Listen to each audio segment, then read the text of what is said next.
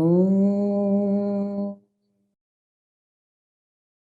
Gurur Brahma Gurur Vishnu Gurur Devo Maheshwaraha Guru Sakshat Param Brahma Tasmai Shri Gurave Namaha.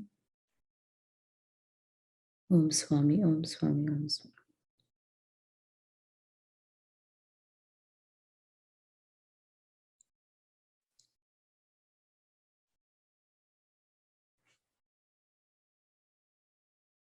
So far we've discussed a couple of very important things. One, our true nature is Sat, Chit and Anand. Truth, existence, bliss. So let's first dissect these three words. Truth, authentic living.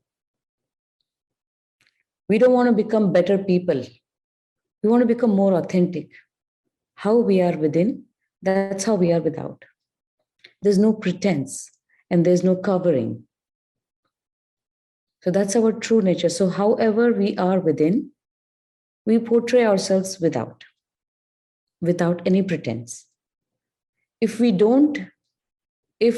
what we are within doesn't give us peace, then we work on what's within us.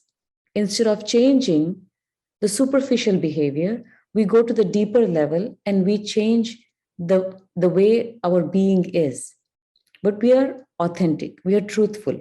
Because only if we are truthful, saying, this is how I feel within, but this is how I'm projecting myself outside, there is a mismatch. There is lack of integrity right there. Because let's say I'm feeling jealous inside, but I'm portraying all hunky-dory, then there is a mismatch.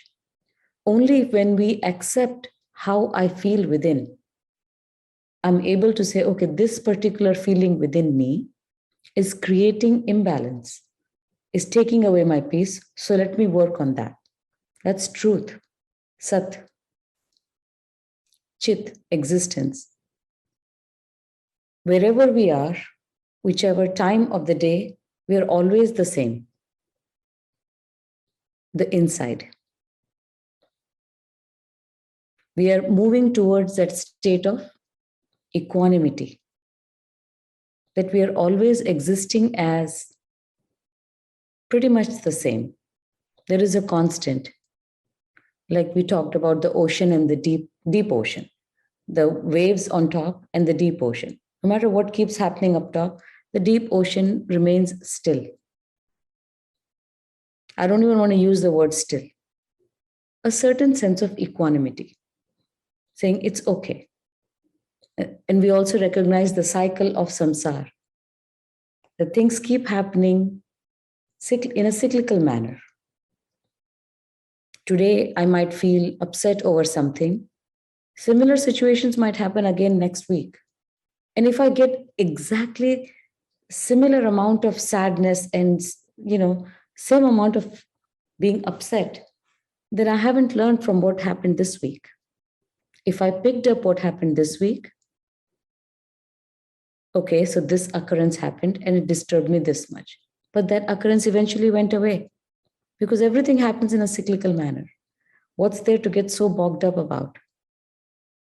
And again, next week it might happen again, or the next to next week or next month.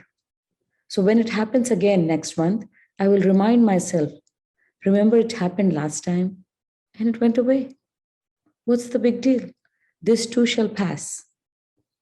So recognizing that everything happens in a cyclical manner, we keep moving towards equanimity, existence, Sat, Chit, and then Anand. And that is a state we eventually end up in, which is blissful, because we understand all occurrences happening around us, even within us, happen in a cyclical manner. Today, I might feel sad about something. In a few days, that sadness will go away. I'll be back to being happy again. And it's okay. So every time we are down, if we reflect on the impermanence, on the cyclical nature of samsara, it will start to bring us a certain amount of equanimity. If we start living more authentic, rather than being better people, we start living more authentic. How am I feeling? What am I thinking? Then we start moving towards our true nature, which is bliss, which is Divine Mother's name, Lalita, the playful one. Knowing that it's all a play, we start being in bliss, a certain sense of surrender, a certain sense of trust in the operations of nature naturally start emerging. But they happen when we mindfully observe the low times of our lives and sometimes reflect back into the past to see, wait, this happened sometime in the past too. No big deal. It will pass. And then we also talked about all grief starts with a conditioned belief, a limiting view of ourselves and the world. As the plane takes off, as it's on the runway, you can see around the airport, the crew, other planes. As the plane starts taking off higher and higher, the same airport, the same crew, other planes on the ground, they start looking smaller and smaller and smaller and smaller. And then as you keep going higher, eventually everything starts looking so small. And then you go above the clouds. And then it's smooth sailing. Below the clouds, it could be raining, it could be overcast, but above the clouds, it's nice and sunny. So as our perspective keeps increasing, because misery, first, it starts with me. There's a certain reason why misery starts with me, because the belief or the view is limiting. So that's what was happening with Arjun in Vishad Yoga. He was just talking out of his conditioned beliefs, his limited view of himself and the world. Lord Krishna is now trying to give him gyan so that he may take off. He may increase his, he may broaden his perspective. Because as that plane takes off, that big airport, the crew members, other planes, the city, everything becomes irrelevant, smaller and smaller, and eventually disappears. So nothing will change in our lives. The world will be the same, the people around us, everything. But our perspective would have broadened so much. And that's the Zen saying, the path of no path, the perspective of having no perspective. Because the mind doesn't know the present moment. It has no contribution in the present moment because it really doesn't know. It is made up of memories. It can tell you all that happened in the past and how this next moment might open up. It can project into the future, saying, oh, last week it happened that way. Next week it's going to happen that way. Every day we go to work, the road remains the same, but the journey is different every day. But the mind says, oh, it's the same. So the whole point of this Bhagavad-Gita discussion is so we broaden our perspective every single session, every single day, every single moment. Misery and grief starts with conditioned beliefs and limited views. The broader our perspective, the less grief we will experience, more equanimous we will be, more accepting we will be of ourselves and of the world, more authentic we will be to what's happening within us. And that will eventually lead us to being more blissful.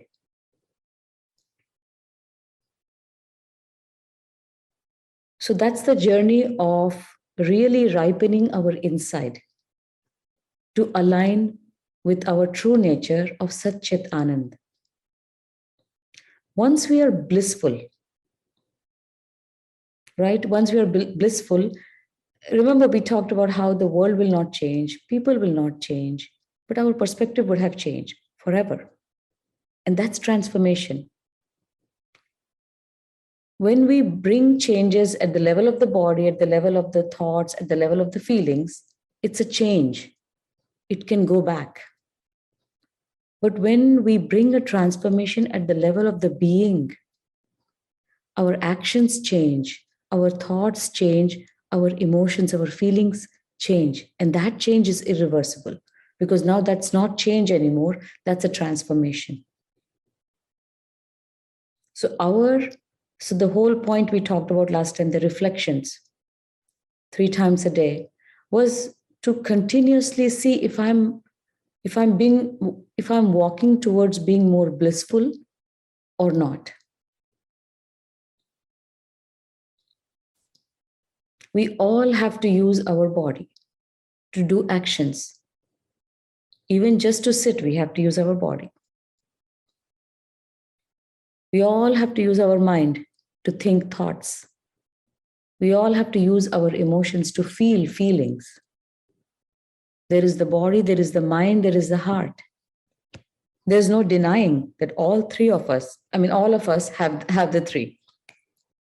Now, everyone is unique in their composition. Divine Mother has created this beautifully, so everyone is unique. Some people are more mushy and feely. Some people are great thinkers. Their mind cannot come to rest. It continuously wants to think. They're very intellectual. Some people are very hardworking. They can work all day, almost all night, without getting tired. So then there is mixture. Some people can work and are mushy feely. Some people are thinkers and can work. Everyone, is in different proportion. So it's something we have to do is to first understand, what is my composition? Am I a touchy-feely person? Am I a thinker? Or am I a hard worker? Or I like hard work and thinking. Or I like thinking and, I'm overpowered by emotions. What is my composition? Because once we identify that, then Lord Krishna, out of his great mercy, said, identify yourself first. Are you touchy-feely? Are you a thinker? Or are you a hard worker? If you are a hard worker, then you connect with me through your work. And that's yoga. Yoga is to connect with the divine or the seer or the witness within or the Shiva within. You connect with me through your work. If you say, no, I'm an intellectual, I like to think, no problem. Connect with me through Jnana Yoga. If you say, no, I'm a very touchy-feely person, I'm very mushy, connect with me through devotion. But let's say majority of your day is at work, connect with me through your work. If majority of your day is thinking, connect with me through. He gives us these 3 options, saying you pick, and you don't have to necessarily pick just one path. You can mix and match. The goal is to connect with me. Why? Not for my sake, for your sake. We want you to be blissful. Lord Krishna says, I want you to be blissful. I want you to, as you are moving about in the world, when you work, I want that work to be so fulfilling for you that you derive bliss out of it. If you are going to use your mind and think, I want you to use the power, the thinking power, to connect to me. And if you're all mushy inside, I want you to feel that love and devotion towards me. and connect with me and be blissful.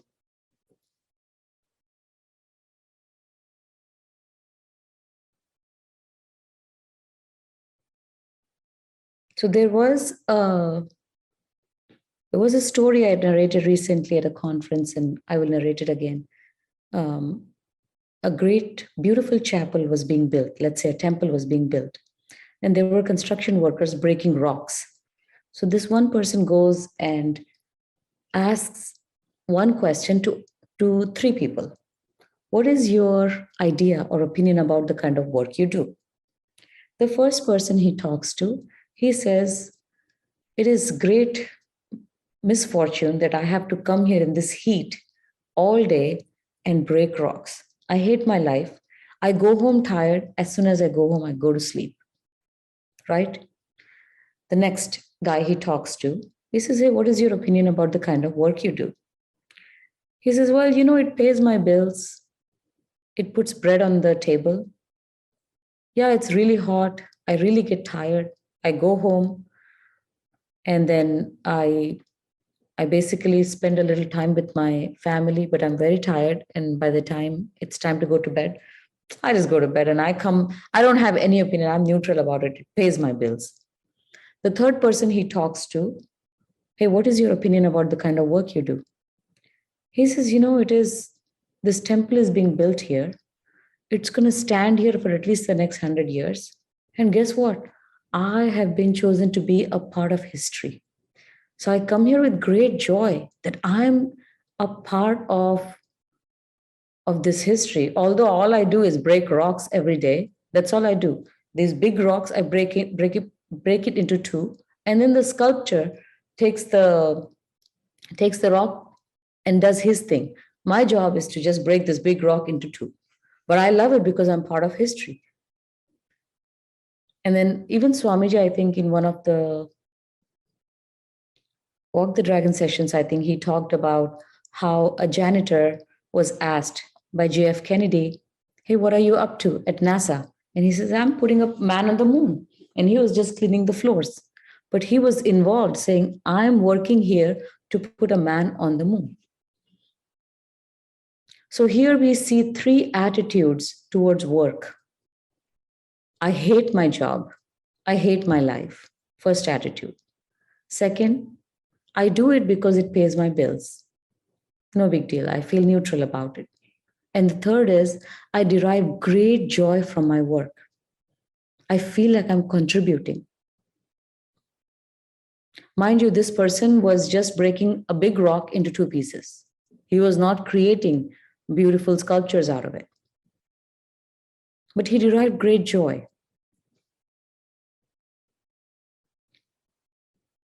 Now the question arises, what or how can such a profound change come in a person so that they'd start deriving great joy from their work?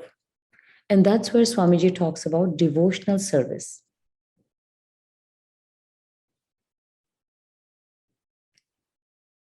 And that's a state of mind that comes slowly, gradually. When we start working on our inside, like I talked about Sat Chit Anand, when we start moving towards creating a blissful environment within, that bliss automatically starts pouring into our work. We start seeing our work, we start seeing our performance at work as strikingly different. It's the same work, nothing will change, but the performance, the efficiency, and the joy of work starts changing. The same 8-hour days that used to exhaust us now energize us.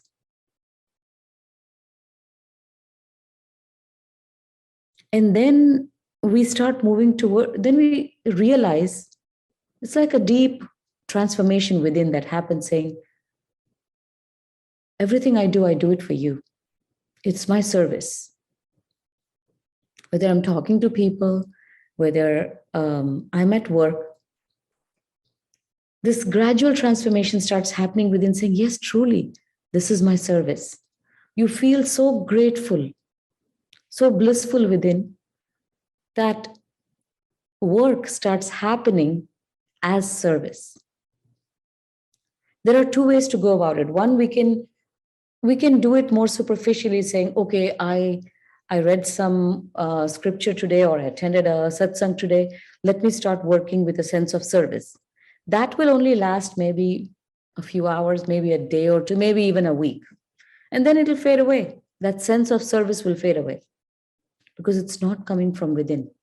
It's not authentic. It's very superficial. Authentic is when we work towards changing the inside. Because the expression, then it doesn't matter. Then whether we are working, whether we are thinking, whether we are feeling, it all happens from that blissful within. That becomes our center. So the thinkers may have all kinds of intellectual thoughts and questions and views and perspectives. But eventually the thinker also reaches to a point wherein he or she realizes that the mind has zero contribution in the present moment. Whatever is going on in the mind, whatever it may be, however important it may be, in the present moment, it's irrelevant.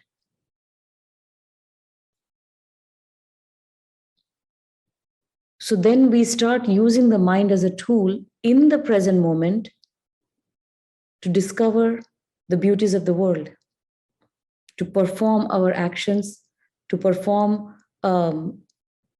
our jobs, our conversations, or whatever it is that we are doing with more precision. Because the mind is not busy wandering around in memories. It is there for it to be used. So the mind always stays empty because the mind is filled with memories. And that's what Divine Mother's name in Lalita Sahasranam is, Chidagni Kunda Sambhuta. When all that, the chit, which is full of memories, is burnt completely and the mind becomes empty. Then she comes to do Devakarya Samudyata. Then her energy starts flowing for devotional service. Because mind is available now. Before it used to be lost in the memory lanes, sometimes feeling sad, sometimes feeling happy, sometimes reminiscing.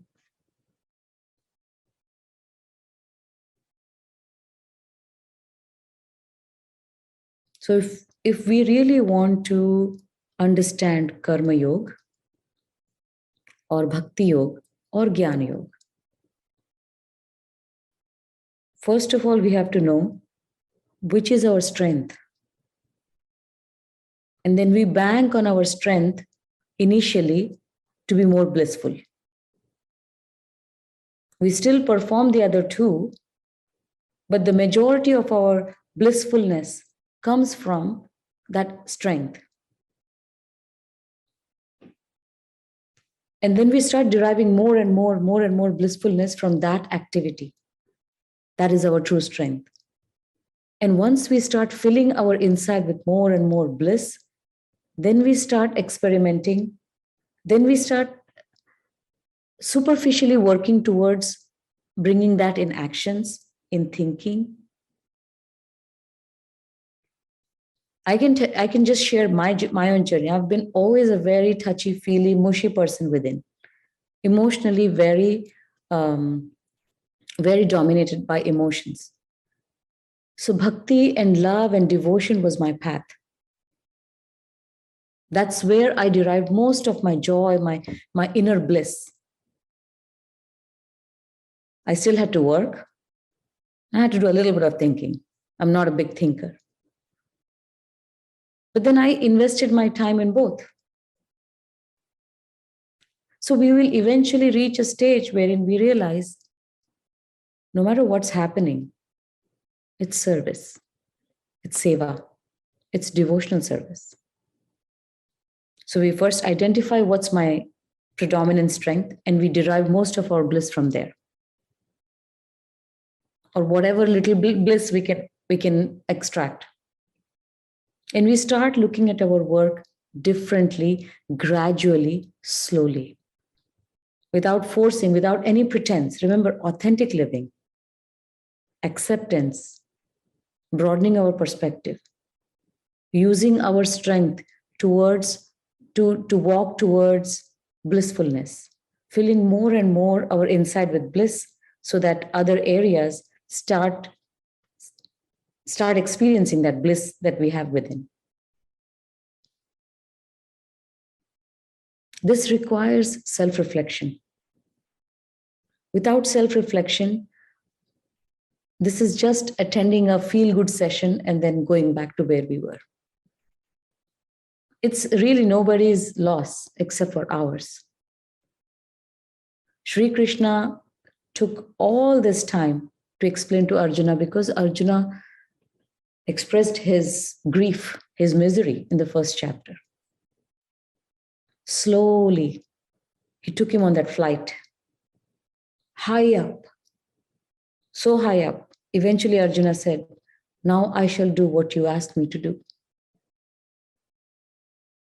Now all my moh is gone because I'm so high up, my perspective is so broadened. I shall do what you asked me to do."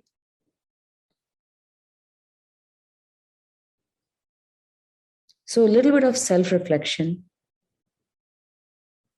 Just get in the habit of doing it a couple times a day. And this is a means to an end. It's not something we have to do all lifelong. Just a period of time. Maybe 6 days, 7 days, maybe 3 days. You will learn so much about yourself. Some amount of self-reflection, a lot of love. I was recently in India, looking around. Everywhere there's traffic, there's people. So many people, yet so much loneliness. It's like being in the middle of the ocean and wanting to feel water. Surrounded by a sea of people, yet people are extremely lonely. How? How did that happen?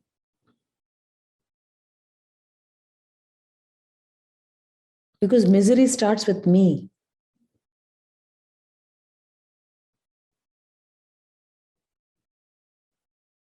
So self-reflection combined with a bit of sense of belonging to others. Take up a small resolution, maybe for the next one day, 24 hours. Whoever comes in contact with me, I will accept them wholeheartedly, non-judgmentally, and give them a sense of belonging.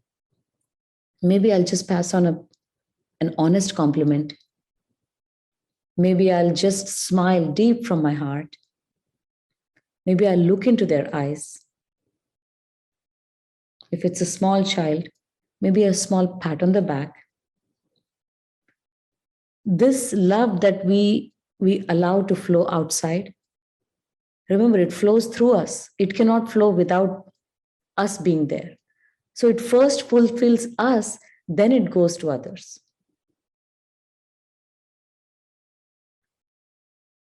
Every day we come across X number of people.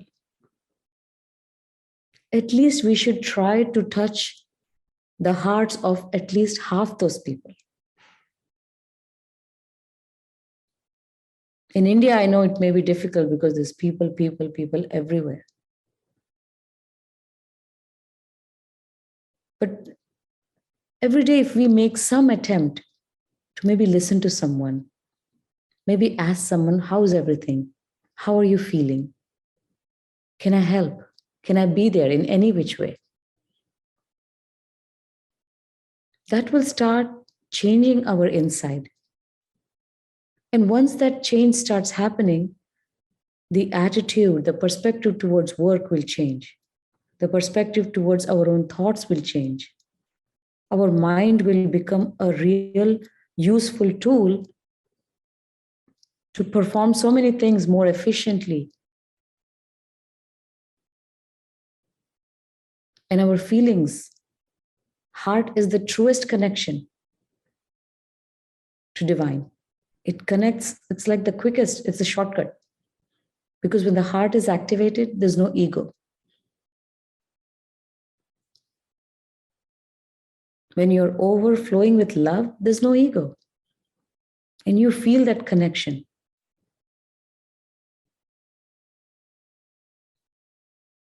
I'm actually contemplating doing a short series on a sense of belonging. My trip to India this time was deeply transforming and deeply spiritual, because I realized so many people, yet so much loneliness. You go sit in a temple and you tell God how lonely you feel.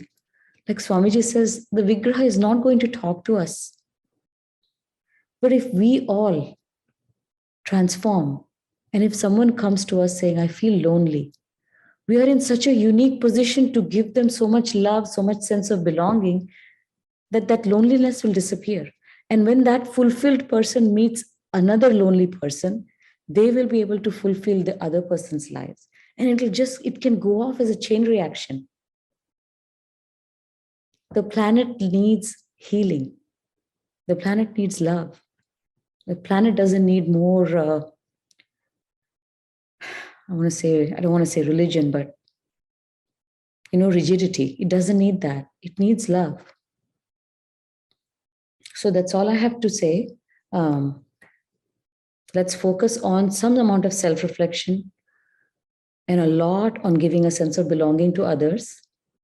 And very soon, our inside would have truly become blissful, and it will start flowing in all of aspects, in our actions, in our thoughts, in our feelings, in our lives, in our families, friends. Be the change you want to be. Om Swami, Om Swami, Om Swami. Let's open up for other people to contribute, please. Anu, I would like to add something to this. When this chapter 3 begins, Arjun is asking Bhagwan, you talked about Gyan and connecting with him through the pure knowledge. And now you're saying that you do your karma and connect with me through your karma. So he is again confused. And the state is because he has compartmentalized his brain. That when I'm doing karma, I'm just doing karma. It is not like that, because Bhagavan goes on to tell him that it all has to stem from a sense of nishtha. Nishtha is a word that appears in the second verse. So whether it is jnana nishtha or karma nishtha, it comes from that. And nishtha is nothing but a firm commitment to something that you believe in.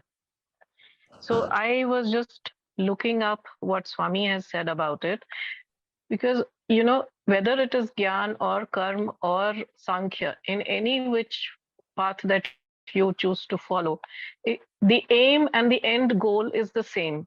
You are making a connection with your own pure satchit anand state of being. So when you continuously keep saying that no amount of doing is going to get you to the state of being, it doesn't stop there. It is only when you have stopped relying on the doing business to give you a state of being, and from that point you start doing, the action becomes an action of tyag, and action becomes a, a, a way of you uh, not being part of the doership sentiment. You are no more having that karmic um, trail that leads behind an action because of your attachment to the action. So I will like to read out a few uh, words that Swamiji has very beautifully written, and he has given the practice of letting go. Tyag is practice of letting go. When that happens, you are not bound with the action that you are doing. And no matter how attractive a flower, he says, a butterfly must eventually let go of it and move on. So Tyag means to give up, to renounce, to detach, to set yourself free from the attachment to an object. The practice of Tyag is a powerful one, and the effect is profound. The practice is capable of igniting radical transformation in you. And it is with this practice that you can sustain and retain your state of bliss. It is not possible to renounce karma. One is always performing karma in the form of thoughts, action, or speech. And so long as one is in this body, it is impossible to give up activities completely. It is only when one is detached and unhitched towards the outcome, one is truly a renunciate. This hardly comes without effort, and it is not an automatic act. A fair bit of groundwork is required before one can acquire such a state of dispassion and abandonment. A fitting question at the present moment is, what is this groundwork? What exactly is my point of focus? Is what Swamiji is going to talk about in this particular post. And he says, like everything else, detachment can be learned. It is possible to learn to live in a detached fashion with the practice of Tyag. And it is easier said than done, because all you have to do is you have to follow a practice that he has outlined. I will share it in the group. And it is a practice, a tangible practice of letting go. He says he's going to segregate the practice into two parts. First is the letting go of physical objects. This will strengthen the mind. And the second is letting go of thoughts and emotion.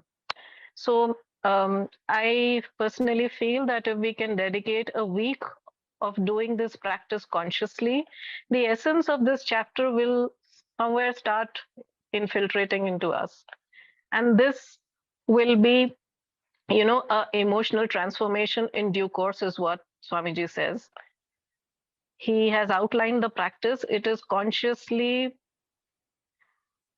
putting yourself in a let go mood, where the practice allows you to, pick any one thing that you decide to let go. It can be a thing, it can be an action, it can be a certain thought.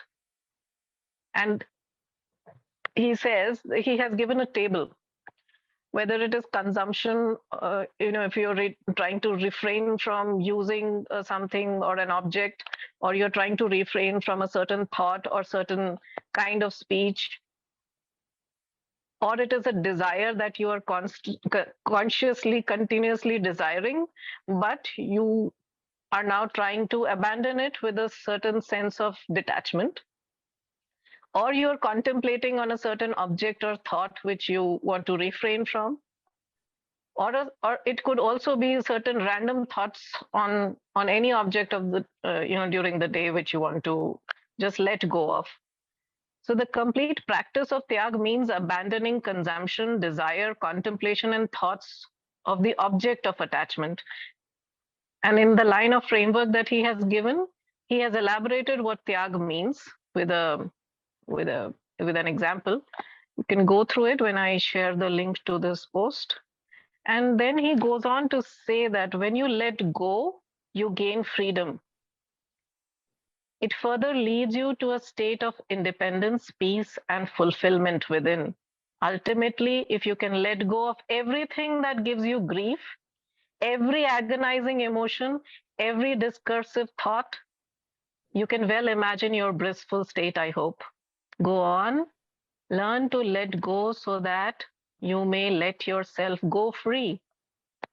So to me, this entire chapter, to even be able to be in a state where you are in love and are capable of giving love to others.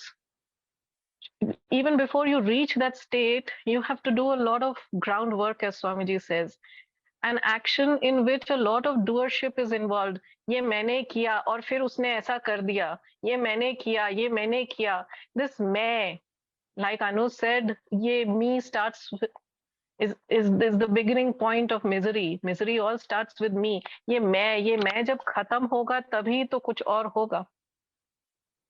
So this letting go of karta bhav and to do your actions in a state of sacrifice because you are doing his work.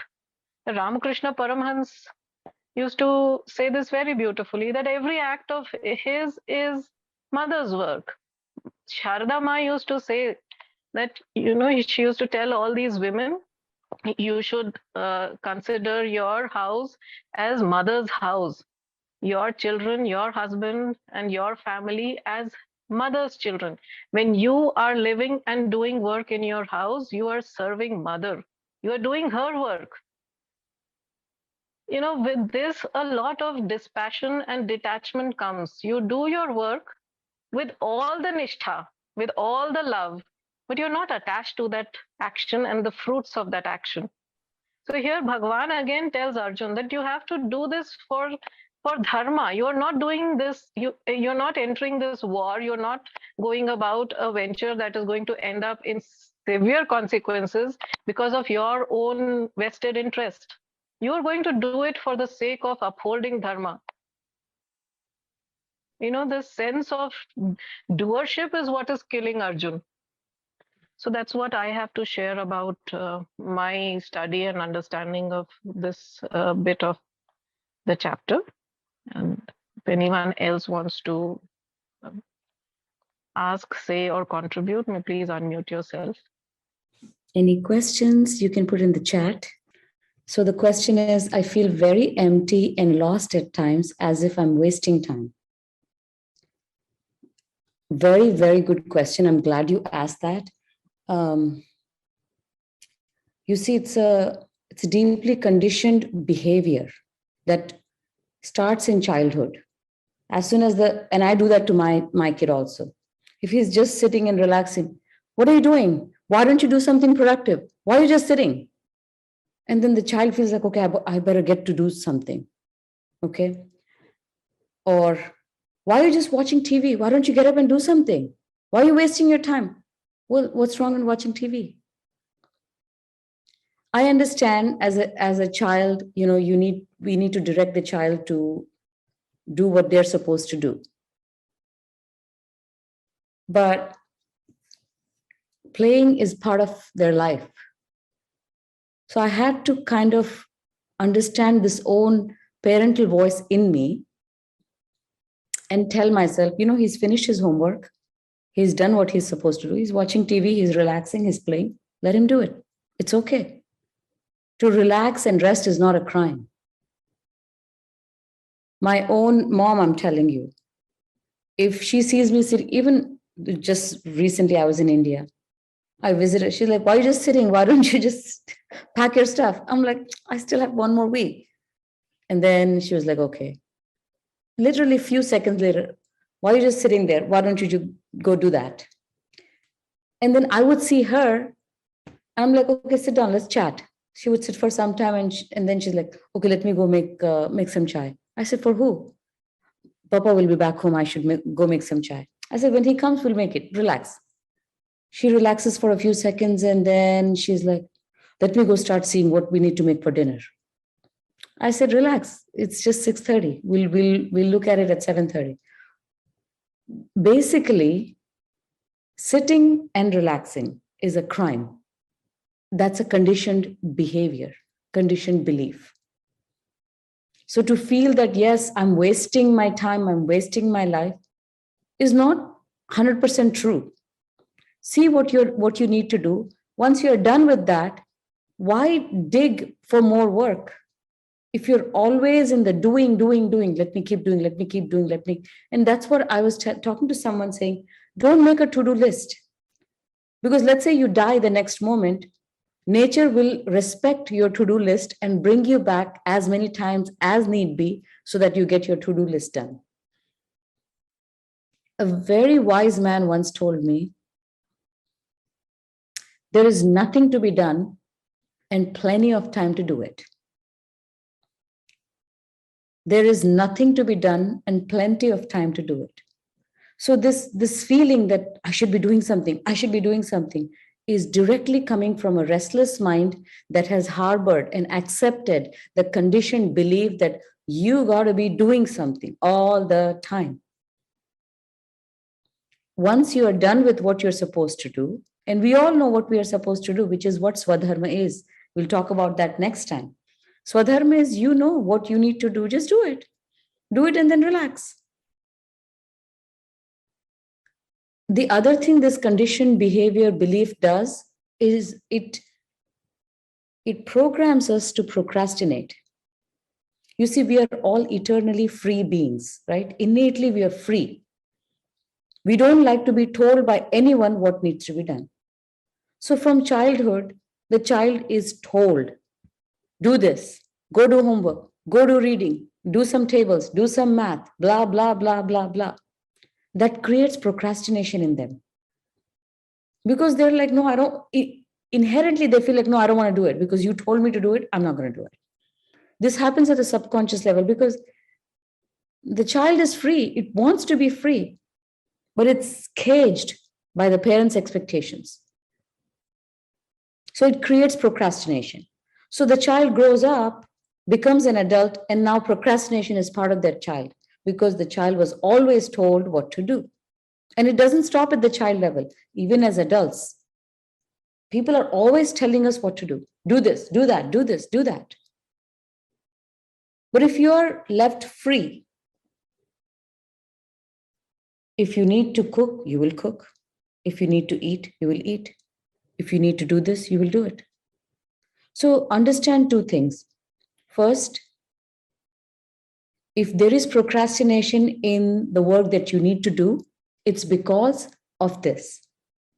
Second, the sooner you let go of that procrastination and the sooner you jump into whatever needs to be done, do it and then relax. Sometimes I get phone calls and people ask me, hey, what are you doing?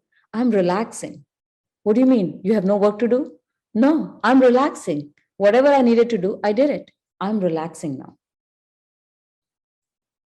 So you feel empty because you are carrying on the expectation of others that you ought to be doing something. And no, you're not wasting time. Whatever needs to be done, do it. Understand the procrastination is a conditioned behavior that has been taught to you by the society by constantly telling you what to do. I hope that helps. How can I learn something which I have been trying to study for a long period of time? A subject, for example, programming.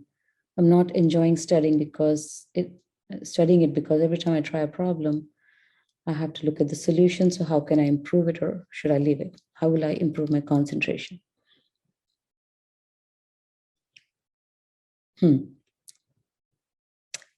I can tell you from my own experience. When I went to dental school, we had like 5-6 subjects, right? One of the subjects was dental materials.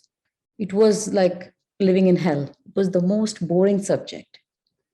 And we heard from our seniors and everyone that it's the worst. People fail in that because it's very boring. You just have to learn about materials. And then I told myself, then I started telling others, I love dental materials. I love dental materials. Oh my God, that's my favorite subject. People were, are you crazy? I was telling them, I really do. I really do love dental materials. Remember, this was all a pretense. But on a lighter note, it's not a lie if you believe it. I believed, oh my God, dental materials is my favorite because I knew the other subjects I can crack. I can easily get to the pinnacle of the other subjects, but this was going to be my challenge. So I started telling myself and others, and I actually started believing, oh my God, I love dental materials. And then, believe it or not, I excelled in it. I got so good at it, I started teaching it to my own classmates. So don't underestimate the power of programming your subconscious mind. And we talked about that in past few sessions, that conscious mind, you just say it once and okay, whatever. Oh, I love dental materials. You say it once. It's the conscious mind phenomena. But you say it repeatedly. You believe it. You feel it. Every time you have to sit down to study, you first pick dental materials because that's your favorite subject.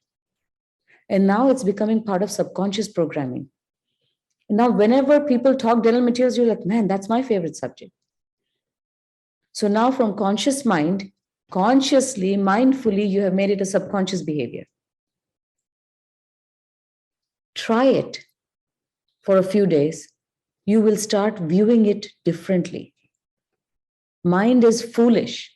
Whatever you feed it, it will spit it back at you. You keep saying, I love programming. Oh my God, I'm going to be the greatest programmer. That's my life. I can't get over it. Whether I'm eating, drinking, all I think about is programming. Start saying it, slowly start feeling it, start acting in that way, start believing it. Before you know it, you'll be a champion.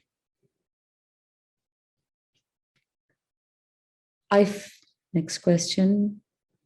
Yeah, affirmations. You can say affirmations, but as you see, the affirmations remain conscious mind phenomena if you don't put it into action. So you take an affirmation and, as I said, you put your body, mind, and your heart into that affirmation and you make it your own. And I don't like to do that with too many things. I do this only for the sake of studying or learning something new. I have a practice and there is a business aspect to the practice. There are some numbers, there's accounts and everything, which I'm clueless about. And my husband manages. But I told myself, okay, I'm going to start loving this. And this is what I did. I said, I love this accounting part. I love this financial part. I'm going to look at it. I love it. I love it. And then I got into it. So I don't do it for everything. I don't do it for things that can create deep impressions in my subconscious. I'm very careful what I choose, what affirmation I choose. I do it for this mundane stuff where there is resistance. Wherever there is resistance, I use an affirmation.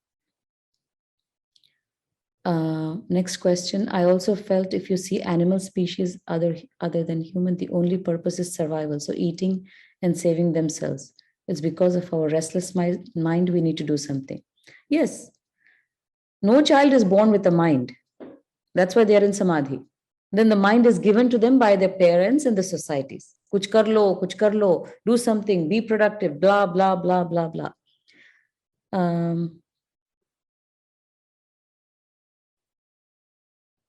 Okay, so that's that. Anyone else wants to add to these two things? Please.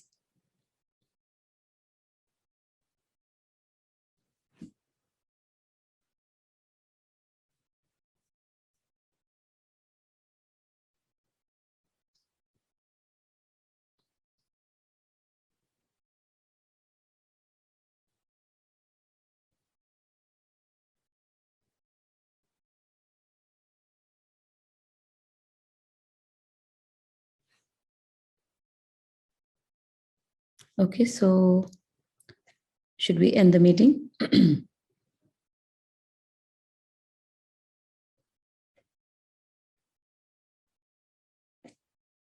Okay, all right. Om Purnamadah Purnamidam Purnat Purnamudachyate Purnasya Purnamadaya Purnamevavashishyate. Om Shantihi Shantihi Shantihi. Om Swami Om Swami Om Swami.